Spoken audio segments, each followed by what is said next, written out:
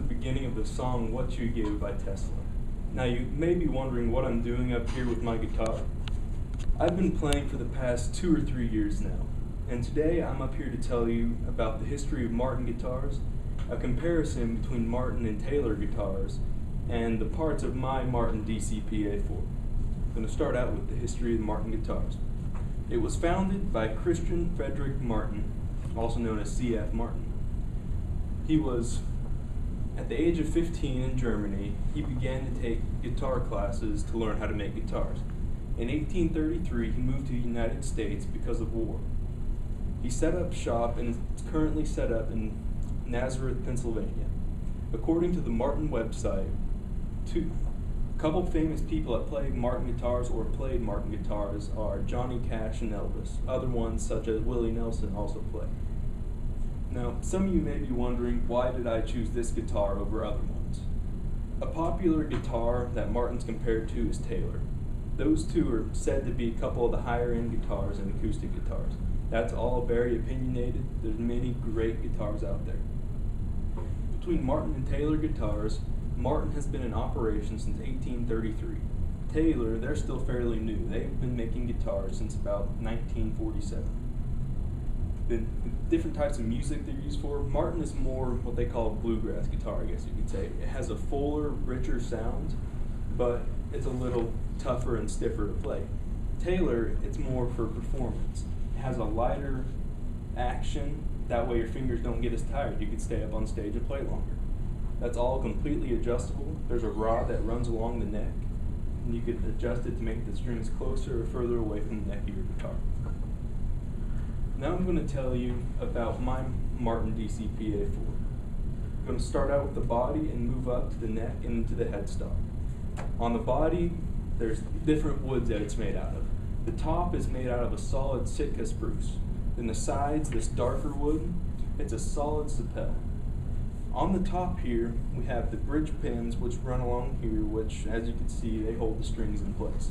Without those, you wouldn't be getting very far.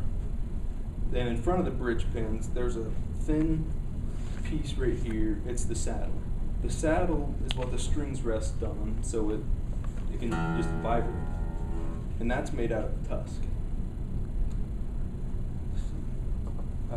We also, on this guitar, it has a cutaway, and that's for looks for one, then that way you can get up here to these top frets.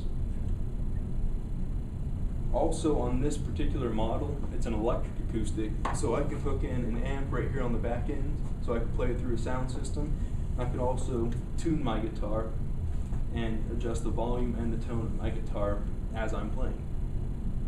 Now the neck. On this guitar, there's 20 frets total.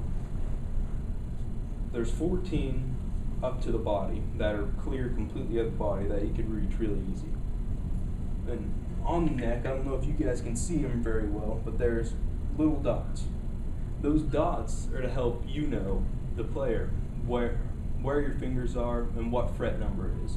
For example, I can look at this and see the first dot I know is the 3rd fret. Then the first set of 2 dots is the 12th fret on this guitar. Now, the headstock. The headstock's very important with guitars. Your tuning machines, which adjust the different sounds of your string, the pitch of your string, rest up there. Standard tuning for a guitar is E, A, D, G, B, and E, all from the top down. Now, the headstock is also important because that helps you identify a guitar. Most companies will trademark their headstock style. Like the Martin, it's a very simple, squared off, tapered square. If you look at a Gibson guitar, they have what's called a open textbook look. If you opened up a textbook and looked at it straight on, it has kind of a bump shape, I guess you could say. And that's how you know it's a Gibson guitar. So if you ever see someone playing at a concert, if you know guitars well enough, you could sit back. You don't have to be able to see the letters or anything. You can see the shape of the guitar and know, hey, that's a Gibson, or that's a Martin, or that's a Taylor. Now, in conclusion, I've talked about 3 different things. I've talked about the history of Martin guitars, a Martin versus Taylor comparison, and my Martin DCP-A4. Martin is by far my preferred guitar, but that doesn't mean there's not plenty of other guitars that are just as good, if not better, out there. The reason I like it is for the sound and their overall quality. But you can't go wrong with any other guitars out there. It's a fun hobby.